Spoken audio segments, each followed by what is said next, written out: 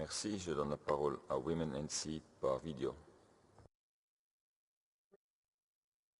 Thank you, Chair. We thank the High Commissioner for his update on human rights situation. We express our deep concern over the sharp rise in politically motivated executions in Islamic Republic of Iran. These executions constitute a severe and systematic assault on human rights designed to silence dissent, suppress opposition, and instill a climate of fear. In the month of August alone, 173 individuals were executed in Iran. From the beginning of 2025 until the end of August, 972 people, including 31 women, have been executed.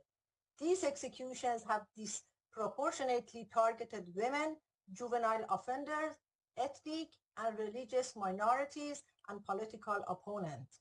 On July 27, 2025, political prisoners Behruz Ehsani and Mehdi Hassani were executed in Qazl Hisar prison solely for their support of the People's Mujahideen Organization of Iran.